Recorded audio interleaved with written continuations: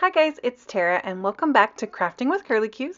Today I'm going to be doing some watercoloring with my Zig Clean Color Real Brush Markers on this absolutely stunning W+9 Beautiful Bouquet stamp. So I have had this stamp set for a while and I have seen so many other super talented crafters use these gorgeous, gorgeous stamps that Dawn over at W+9 has put out. And I've been really wanting to try it, but to be 100% honest, I've been a little bit intimidated because everybody's stuff just turns out so breathtakingly gorgeous that I was like, like that's a lot to live up to. What if I use this gorgeous stamp and it ends up looking like a third grader colored it or something? But I finally got the opportunity to use it. One of my coworkers is retiring and she is a fan of flowers and gardens and all that. So I thought it would be a perfect opportunity to create a congratulations card for her to celebrate her retirement.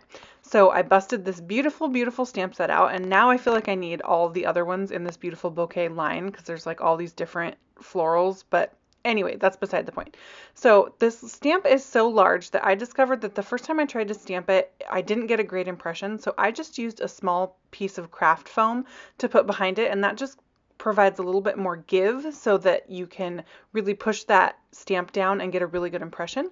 I am stamping with some Versamark ink and I am coating with clear embossing powder. So it's basically going to look like white lines when I'm all said and done here. So I went ahead and used a paintbrush to kind of get rid of some of the embossing powder that went where I didn't want it. And I also put a small sentiment from a Unity Stamp Co. Stamp set that is just a really sweet little, like it's a beautiful day just for you sentiment that I thought was really nice. In retrospect, I probably wouldn't put that on if I did this again because you honestly can't really see it when I'm all done. But it was a nice thought and my heart was in the right place. So anywho, let's get into the coloring because that's really what this is all about. So you guys know I'm obsessed with my Zig Clean Color Real Brush Markers. I love them. I don't often use them with water, but I really wanted this to look watercolory. So I made it a point to use just like one color for each thing and then blend out with my water brush. So I am stamping on some Bristol Smooth White cardstock. That's my favorite cardstock to use with my zigs. So even though I'm doing water, I went with that same cardstock because it's what I love and it's what I'm comfortable with. And at first I was trying to be fancy. My head keeps getting in there because I'm really trying to be fancy and I kind of have to look like these little ranunculus flowers are gorgeous, but they have about 72 million petals per flower approximately. And I was really trying hard to put like a little bit of color in each of the 72 million petals, and it was proving daunting. So I kind of had to give up. But I put some color down and then I ended up just kind of washing it out and coloring in the whole image and using that water to kind of spread it out. And then I did each different flower, each ranunculus, and then that allowed the first one to dry. So now I'm coming in with the same color of Zig marker and I'm adding some shadows. Now, when I go back in with my water, first of all, my brush is pretty dry. I tend to like watercoloring with a more dry brush because it gives me more control, or the illusion of more control at least, which is totally fine with me. And so that's part of it. Another part is that because I'm not working on watercolor paper,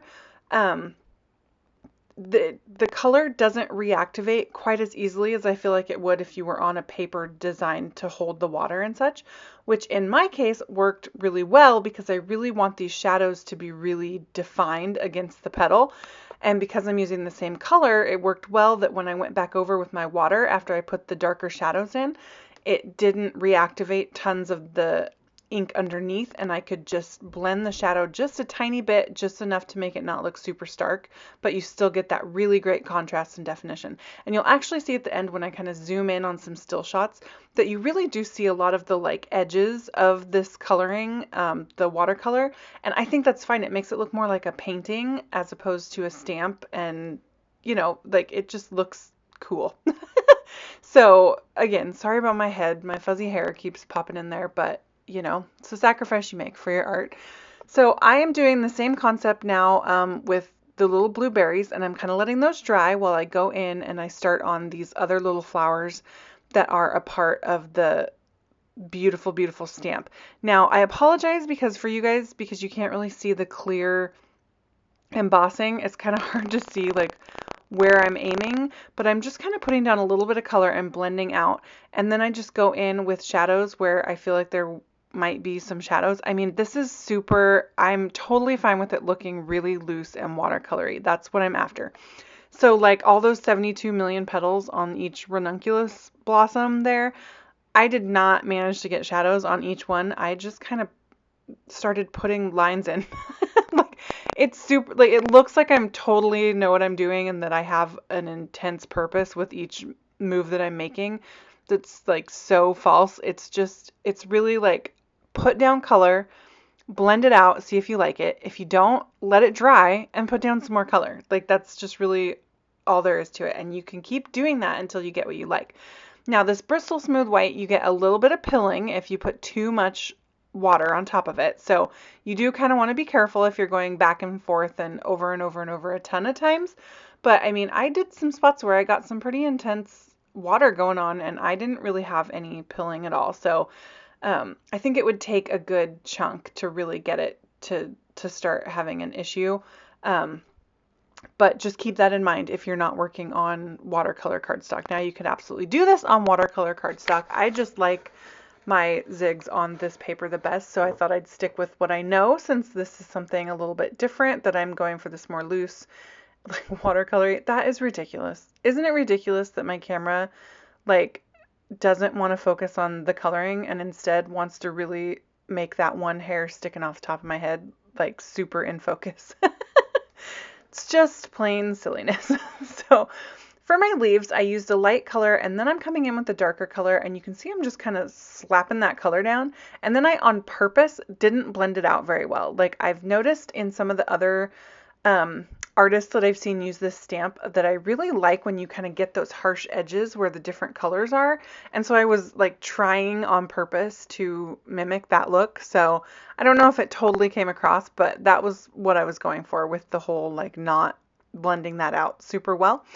And so now I'm done with my florals and I totally could just leave it like this, but I still have that little sentiment there that I stamped that you totally can't see at all right now. So I decided to take a really light blue color here and go around all these images and just add like kind of a haze around everything just to make it pop a little bit more. I think with the white, the clear embossing that stayed white, I think that's a good thing because it just adds a little bit more definition to each of the images. Anyway, my sentiment never really pops out. It might have worked better if I had done it in white instead of clear, like that might have been a little bit more obvious, but oh well, it's there, and if you tilt it in the right light, you totally get that extra sweet little message. This is honestly where I got the most pilling, was trying to go back over this area so much because I was trying to add more color to make that sentiment pop out. It never popped out, guys, but it's fine. Like, it's totally cool. It doesn't really detract from anything, so I'm totally okay with it. So if you're interested in the colors that I'm using specifically, if you head over to my blog, in the supplies, I've listed out each individual Zig marker that I'm using, so you can take a peek at which colors I'm using if you're interested in that. I decided to go in afterwards with that darker blue that I colored the little berries in, and I just scribbled some of that on my craft mat and added some water, and then flicked this over the top with a paintbrush just to add some speckles and give that a little bit of texture in the background there. And then I'm going to come in and kind of do exactly the same thing, but I'm going to use my Picket Fence Distress Spray. So this is just white, and it's pretty opaque because it's meant for this type of thing. So I just took the nozzle out and just flicked some of that on there. I was really trying to get some more white like on top of the color so you could really see it in contrast, but it wasn't cooperating with me very well. So now to add to my sentiment, since it turns out you couldn't see the sentiment that I stamped at all, I'm taking this super dainty, really pretty congratulations die from Cat Scrappiness. And Kathy that owns Cat Scrappiness actually contacted me and asked if I would like to try some of her products and show some of them in my videos. And I was like, yes, please, because in addition to amazing die cuts, she has an entire like shaker sequin selection. So keep an eye out for some crazy shaker cards coming with some of her beautiful products later. But for today, I'm using that really, really pretty die cut, and I love how dainty it is. It's super small, so you get the whole long word congratulations. And I cut that out of the same Bristol 3 times so that I can add dimension. I wanted it to be the same white as my background, which is why I cut it out of the Bristol Smooth White. And then I took my watercolored panel and I used the big panel from the MFT Blueprints 27 die set to cut that out and give it the pretty scalloped edge and that stitching detail. And then I just adhered some craft foam to the back so that I could put that on an MFT Grout Gray card base. I love the Grout Gray neutral up against the pretty watercolor. I think it looks really pretty. So now I'm just taking those cute little die cuts and I'm picking out all the centers. This is a really detailed die, so I kind of had to go in and pick out the centers. It die cut like a dream, but when you get this much detail, of course, there's going to be some of those centers left in there. And then I'm just going to use my Zig glue pen and put a little bit of adhesive on the top of this and then layer these bad boys up to create pretty much a chipboard embellishment to put on the front of my card. So this just adds some dimension. It makes this white sentiment pop against the really light background so that you can really see it. I think it's super cool, and it was like a totally awesome compliment that when I showed this to my husband, because I took my cards downstairs because I needed to take it to work so that I could give it to my coworker that's retiring.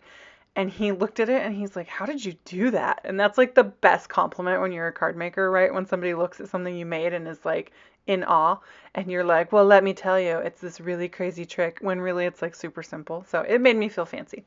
So I added some Pretty Pink Posh clear droplets to the front of this just to finish it off. And that is the card for today. So really letting that beautiful, beautiful W+9 stamp and the watercoloring shine. I wanted to show you guys how easy it is to use those zigs to create beautiful watercoloring. So thank you guys so much for watching. All the supplies that I used are listed below and over at my blog. If you enjoyed this video, please hit subscribe and leave me a comment. I really love hearing from you guys. And don't forget to check out the description box below and join me over on Facebook, Pinterest, and Instagram. Thanks so much, guys. Bye.